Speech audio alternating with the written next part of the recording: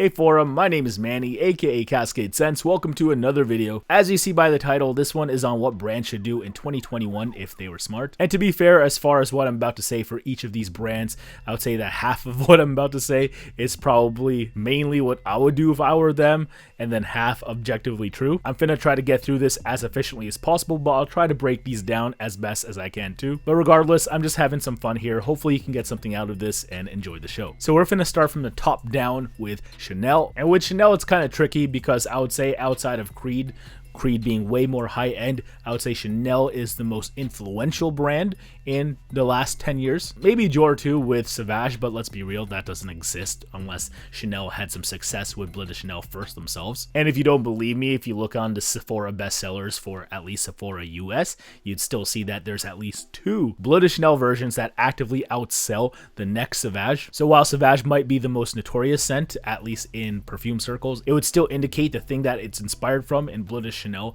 is still as ubiquitous, if not more. But for real, coming into 2020, I think that Chanel really kind of has to knock it off with the blue vibes. I really do think with their perpetual flankers seemingly for the Bleu de Chanel line, and everyone else beating a dead horse with how they're trying to create their own take on it, as well as maybe Sauvage, I just don't think that they should actually pursue this furthermore. Because like realistically, what would they do if they were to alter the DNA even a little bit? Like, would you even be interested in an extra version or maybe an even lighter version? So like Bleu de Chanel Eau de Cologne? No, I just don't think that would sell more than what they already have for this line. So what I really do think that Chanel should do in 2021 is make yet another standalone men's fragrance line. But say if they're lazy and they still want some notoriety amongst people who are most familiar with their most recent releases, why don't we see a Noir de Chanel, for example, or of another color or shade? Like, why can't we do something like that? Chanel also has a knack of becoming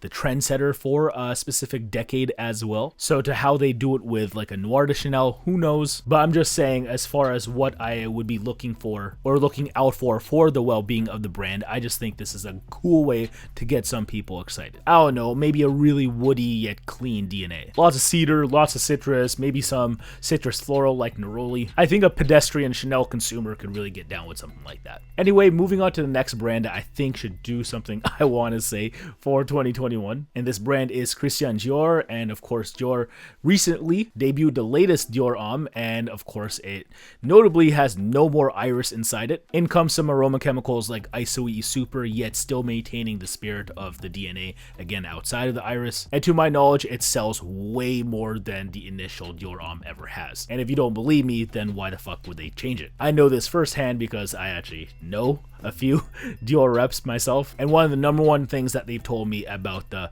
latest Dior Homme is that finally they are being approached for something other than Sauvage. So I think that is really cool. And again with Sauvage, I think they would be kind of beating a dead horse with that fragrance line altogether. Like, how much lighter can you go? I don't think they want to go lighter than a Very Cool spray, and I'm not sure how much heavier you want to go from Parfum. So why not just leave that alone and just start cultivating or recultivating the Dior Homme line, because you already started last year with the flagship offering. So here's what I think they should do with this line.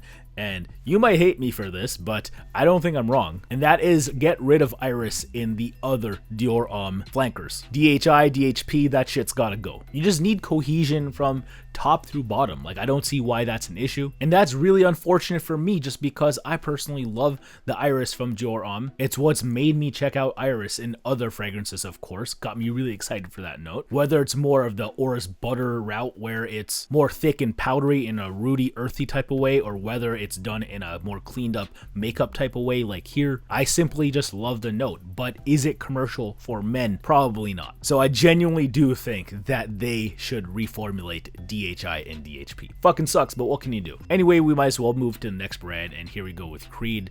And of course, we have an equally notorious DNA, an Aventus that we have to unpack here, or Aventus just to piss y'all off. And the thing is, with this DNA, I don't think the public is done being inundated with it. I feel like with flex culture and Instagram, I just feel like the mainstream of the mainstream is only getting their nose on Aventus in maybe the past few years. So why not continue to milk this more? So yeah, I genuinely think that they should do more flankers. I know they already have Aventus for her and Aventus Cologne, but perhaps do a more blacked out presentation of Aventus and call it Aventus Extreme or something like that, that shit would be sick. Or at least the sales would be. I just genuinely think people would be excited for that, so why the hell not? It's not like the other Milliseams have been remotely on that level since anyway. So the other things in the line, we're talking Viking or Royal Mayfair or Royal Oud. Like, I genuinely like all of those scents, but I'm just saying, Creed created a cash cow here, and they created more cash cows with the flankers, so you planted the idea in my head that you guys are capable of doing flankers. Now I think you should do more. I just genuinely think that it would be the talk of the year for the fragrance community and luxury goods lovers alike when it comes to them and perhaps getting a new fragrance. So yeah, Creed, just fucking make it happen. That being said, we're finna move on to the next high-end brand to talk about. Here we have some more version or flanker talk. This is Roja Parfum we're finna discuss. If you don't already know of Roja Parfum, of course, they kind of struck gold with their own blue kind of flagship in Elysium Parfum Cologne a few years back. They also have more powerful concentrations of that scent, so that is kind of aimed towards their more traditional buyer, the type of buyer who has long arms and long pockets. But to cover all of their bases, what Roja Parfum did a couple years back is make Parfum Cologne versions of their other flagship men's offerings that they used to spam all the time as well. So there's one for Vetiver, Scandal, Danger, as well as Creation E/Enigma. But there's other fragrances in the men's lines that deserve some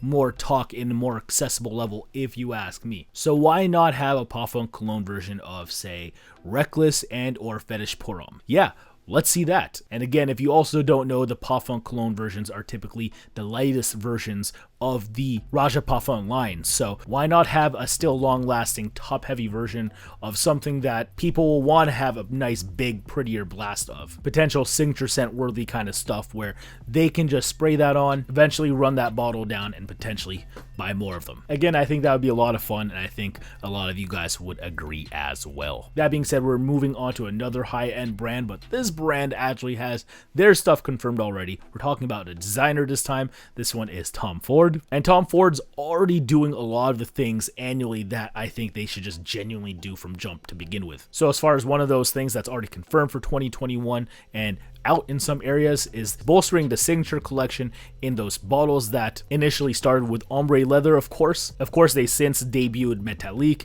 and also retroed Beau de Jour, bringing that back, but with what they're bringing back this year, I just think it's going to be a lot of fun, and that's Costa Azzurra. Like, I just think this is a fucking brilliant move in bringing more freshness to the signature collection, because I feel like Grey Vetiver is kind of lonely and has, like, no friends, really, and of course, it already lost its flanker. So yeah, why not have Costa Azzurra here to keep it more company? Of course, when it came to the fresher private blends, the elevated collection of Tom Ford, this one was one of the ones that had better performance in comparison to the rest of the brand, or in comparison to the rest of the Neroli Portofino collection rather. So yeah, again, I really love this move, and as far as maybe the private blend collection, what I think they should do is to keep coming out with that sexy stuff. You know, that overpriced stuff that just gets people talking just because that's kind of what this specific release within the private blend collection is supposed to do. So of course it started with fucking Fabulous, and then there was what? Lost Cherry, and then Rose Prick the year after, and then last year there was Bitter Peach. Again, just think of another innuendo and come up with a scent around that, get people talking, and luxury goods lovers and fragrance community alike is just going to celebrate. Again, as far as just being relevant, Tom Ford's been what? Active for 15 years under his own brand period, and barring Aventus, Bleu de Chanel, or Sauvage from really established houses, like in my opinion, Tom Ford is like the house to beat. So yeah, keep up the great work. Again, their shit's way overpriced, but again, it's about holding up that cachet and instilling interest from the people who are willing to spend the most money. And what can I say? That's just what sales is. Anyway, moving on to another brand that already announced what they are doing in 2021.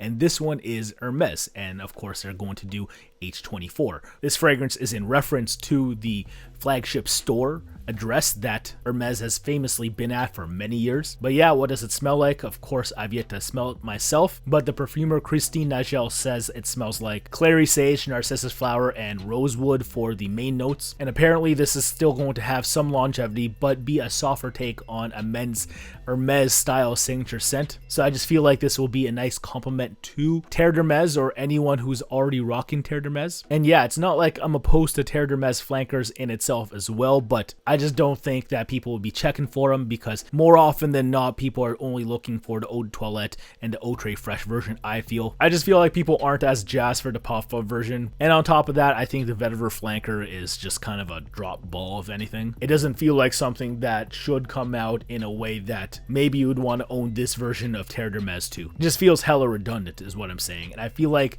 the H24 announcement and the way Christine Nagel kind of positioned it seems like a welcome addition, a more welcome addition to the Hermès brand. I feel like out of any brand on this list, they probably could benefit the most from a standalone men's release, so I genuinely hope that this does good. Anyway, we'll still move on to another brand that could still benefit from a standalone men's release, and this brand is VIKTOR&ROLF. Now, VIKTOR&ROLF is of course mainly known for the Spice Bomb line, in which its sweet spicy nature is just a nice compliment getter for anyone you initially come across that may or may not be into fragrances themselves. But I just feel like we need some more variants either in the Spice Bomb line or yet again in a standalone bottle end line in itself. So here's what I'm trying to say. If the females get their flowery stuff in the form of flower bomb and the sweet stuff in the form of bonbon, and again we get the sweet stuff in the form of the spicy sweet spice bomb, why not VIKTOR&ROLF also have a standalone fresh fragrance? I'm not saying that they have to go hella blue or anything like that. That might be hella boring and or redundant considering everyone's gone blue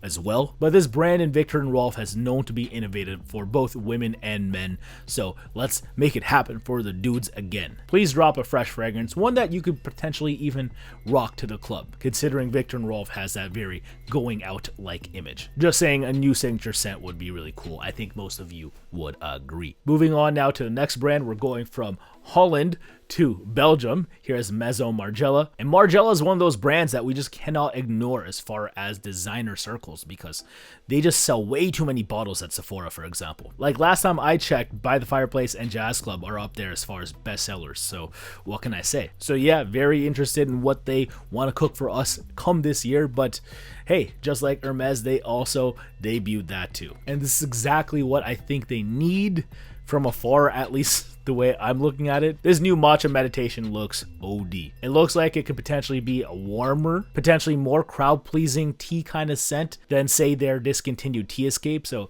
I guess they're expecting this to fill that void and do some other things simultaneously. It's not just green tea, it even has some spicy and gourmand notes in there too, so that should be really fun. But yeah, if you guys have already smelled it, please let me know in the comment section below. I'd love to know what you think. But yeah, I really have nothing to add when it comes to Margiela here. They are genuinely trying to affect the designer market with their more niche approach of a uniform kind of bottle, so like the replica line, and then have individual standalone fragrances within that line telling their own story. Kind of like what a Byredo does, or a Diptyque, a Kilian, an Atelier Cologne, you know what I mean. So I personally love their approach for less technically since they are designer. So yeah, I really am interested in this offering, and hey, maybe we'll see more this year too. Who knows? But anyway, we're at the end of the list. I just want to make sure you guys know that there are some brands that I am kind of clueless on as far as what they should be doing in 2021. Brands like Bulgari, Guerlain, Kilian, Givenchy, Prada, Armani, Dolce & Gabbana, Parfum de Marly. I'm genuinely clueless when it comes to these guys. So again, if you have anything to add for any brand or any brand that I've already mentioned, let me know in the comment section below. But we're finna arguably save the best for last for some of y'all, and that is with Versace. Yes, Versace, and to be honest, I think it's about time for a new Versace Pour Homme flanker or addition, because it's not like any of the flankers per se kind of remind you of one another. They're just so happen to be in that box and bottle. So we have the OG, we have Oud Noir, we have Dylan Blue, and the one thing that each of those fragrances have in common is that they are interpretations of previous fragrances that they did or didn't do. So Dylan Blue with Sauvage, you have Oud Noir on Versace Man as well as Oud Wood, and then of course Versace Pour Homme, which smells a lot like Chanel Allure Homme Sport, and I have to say out of the three, that's probably my favorite one, but I genuinely think that the scent deserves a bona fide sweet fragrance. A sweet fragrance from a very prominent high-end DNA that, of course, now you'd be able to get at a very attainable price. So here's what I'm proposing. And fuck, I feel like y'all are gonna crucify me for this, but I genuinely think that Versace needs a clone/dupe Baccarat Rouge 540 from Maison Francis Kurkdjian. There, you happy? Would you be happy with that? Good lord. I know some other designer brands like All Saints already have an interpretation, like a summary interpretation of that scent in Sunset Riot. I think Versace could perhaps do a more even clubby version of BR540. I'm not sure how they would pull that off, maybe add vanilla or something like that, but still maintaining that sparkly cotton candy-like quality about it and having enough woods there to keep it masculine.